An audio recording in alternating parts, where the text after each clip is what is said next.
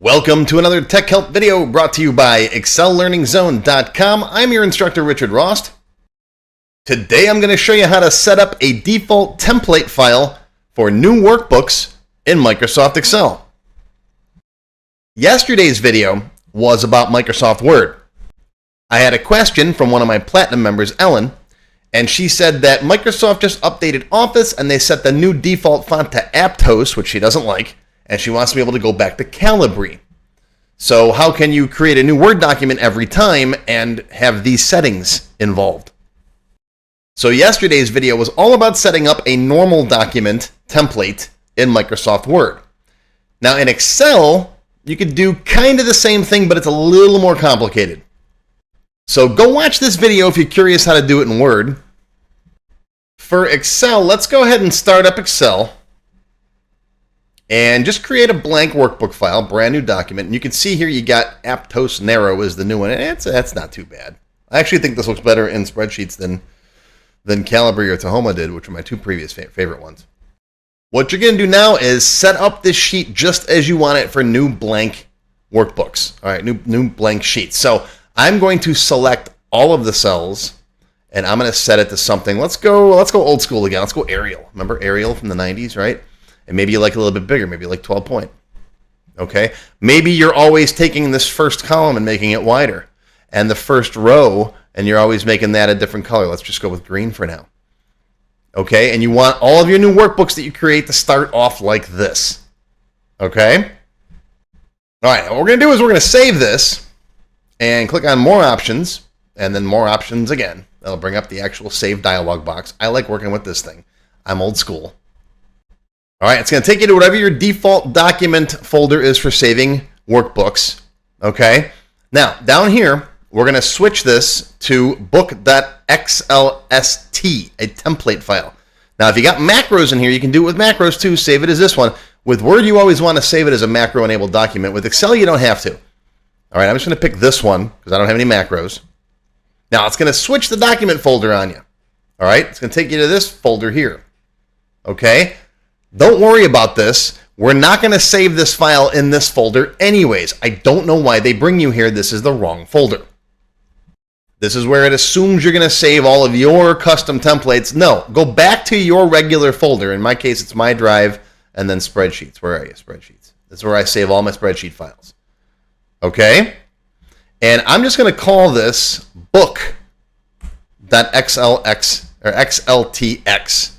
Okay? And save it in your default folder. Okay.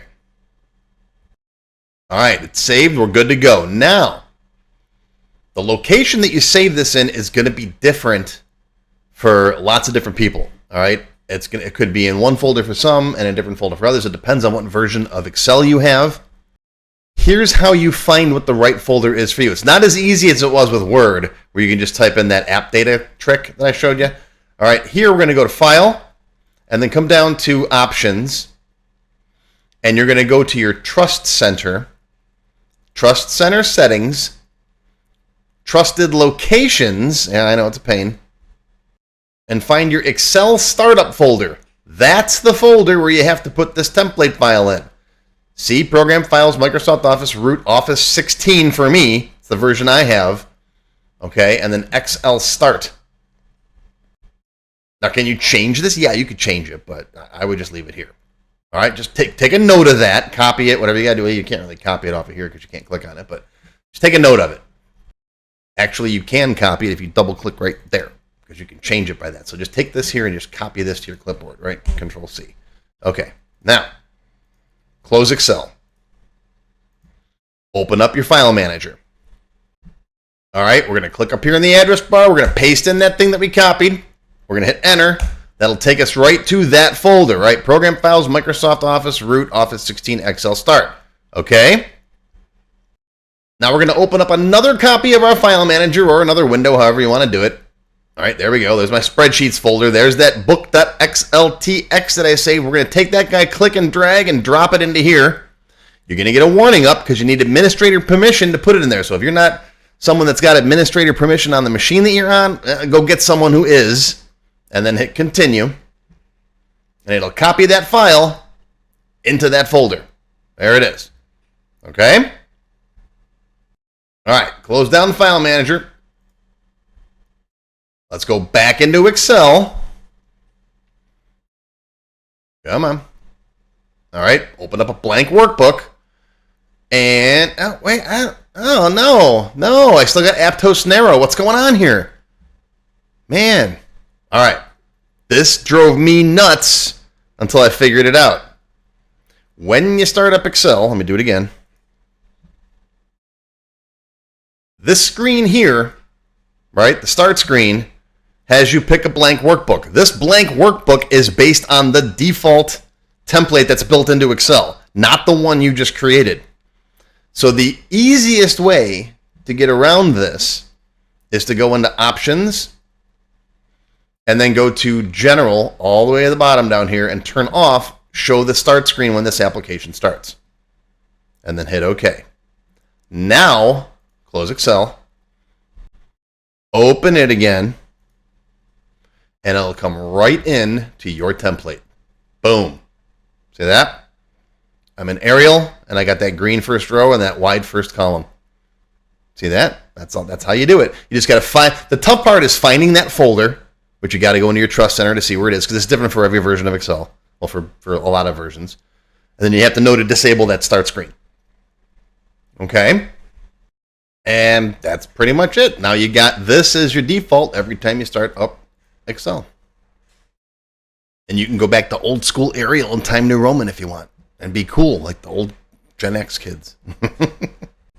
So there you go. That's how you set up your default template for Microsoft Excel. If you're curious about how to do something like this with Microsoft Access or PowerPoint, I'm going to talk about that in another video a little bit later today. So stay tuned or check for a link down below. I'll post it there when it's done. But that's going to be your Tech Help video for today. I hope you learned something. Live long and prosper, my friends. I'll see you next time. If you enjoyed this video, please give me a thumbs up and post any comments you may have down below. I do try to read and answer them all as soon as I can. Make sure you subscribe to my channel, which is completely free, and click the bell icon and select all to receive notifications when new videos are posted. If you'd like to see me make more Excel videos, post a comment down below and say, I want more Excel. The vast majority of my videos are for Microsoft Access, the database program, because that's been my forte for the past, 3 decades or so. However, I'm more than happy to make more videos for Word, Excel, PowerPoint, any other topic that gets requests. As you know, the squeaky wheel gets the grease, so make your voice heard, and I'll make more videos for Excel. If you'd like to become a member of my channel, click on the Join button below the video. You'll see a list of all the different membership levels that are available, each with its own special perks.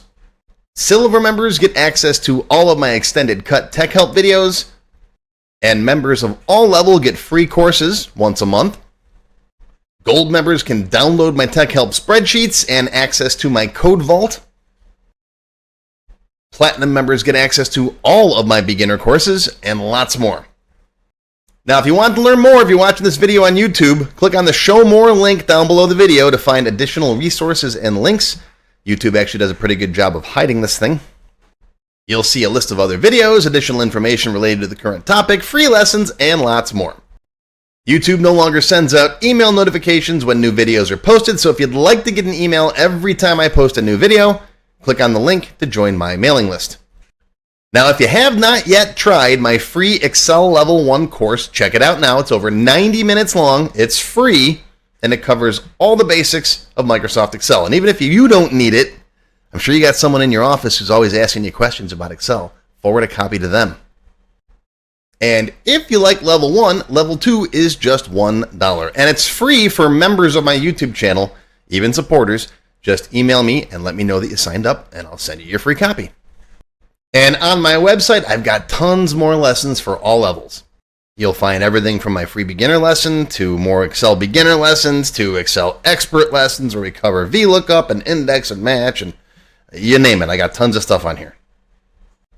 And while you're on my website, stop by the Excel forum, post any questions you might have, and join in the conversation. Be sure to follow my blog, and you can find me on Twitter and on YouTube.